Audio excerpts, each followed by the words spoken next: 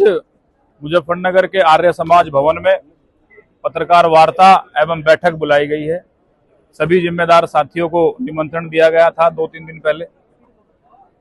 आज एक लंबे समय से किसान राजनीति में संघर्ष करते हुए और सड़क से लेके और अधिकारियों के हर दफ्तर तक आसपास के 10-12 जनपदों में संघर्ष करते हुए हमारा जो पूरी टीम है 8-10 जिलों में, सब इसी निष्कर्ष पर आए हैं। सबकी यही सलाह मशवरा है कि एक नया संगठन का निर्माण किया जाए जो जाति बिरादरी के भेदभाव से दूर हो, जो धर्म के भेदभाव से दूर हो, जो आपस में एक दूसरे के विरोधाभास से दूर हो, जहां कूटनीति ना हो, जहां किसान अपनी बात अपनी समस्या स्वतंत्रता से कह सके, जहां किसान नेता जो संघर्ष करने वाला है किसानों के लिए उसके ऊपर कोई रोक टोक ना हो।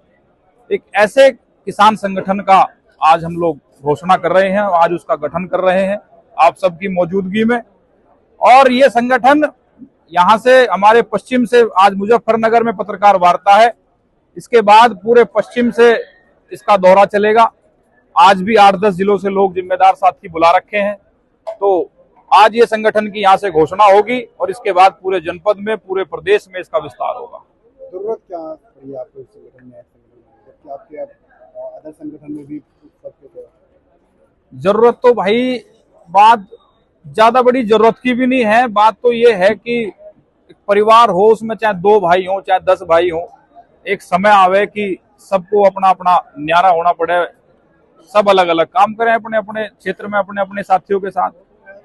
और किसान संगठन की जरूरत भी इसलिए पड़ी, जैसे मैं अभी कह रहा था कि किसान संगठन, बहुत से किसान संगठन, मैं सभी संगठन की बात नहीं करूंगा, बहुत से किसान संगठन जातियों में और धर्म में बटके रह गए। बहुत से किसान संगठन ऐसे हो गए कि जो काम करता है, जो किसानों के लिए सड़क पे संघर्ष करता है, वहां फिर एक दूसरे में विरोधाभास होगा और उसकी इसकी टांग खींच दो, इसकी टांग खींचो, एक दूसरे की आपस में वो कूटनीति जो चलती है, उससे जो किसान है वो परेशान है। किसान की बात रखने के लिए कोई संगठन तैयार नहीं होता। आप ये देख लो, पिछले साल गन्ने पे कोई रेट नहीं बढ़ा, इस बार गन्ने पे अब तक गन्ने का सीजन चलने के लिए तैयार है, लेकिन सरकार ने अब तक गन्ने का कोई एक मीटिंग तक नहीं करी इस पे गन्ने का रेट घोषित हो। है कोई किसान संगठन आंदोलन के लिए तैयार? किसान संगठन, सबसे बड़ी दिक्कत ये हुई जो किसान को उम्मीद थी, किसान संगठन पार्टियों के पक्ष के, सत्ता के, विपक्ष के एजेंट बन के रह गए। संगठन जो काम कर रहे हैं, कुछ ही संगठन हैं जो निष्पक्षता से किसानों की आवाज उठा रहे हैं, नहीं तो ज्यादातर किसान संगठन कोई सत्ता की गोद में है तो कोई विपक्ष की गोद में है। सबसे बड़ा सवाल यह है फिर किसान कहां जाए, किसान अपनी बात किससे कहवे? इस बात के लिए आज हमने ये संकल्प लिया है कि ये किसान संगठन कभी किसी पार्टी के, कभी किसी नेता के दबाव में काम नहीं करेगा। ये संगठन, इसका एक एक सिपाही ये आजादी से किसानों के लिए संघर्ष करेगा।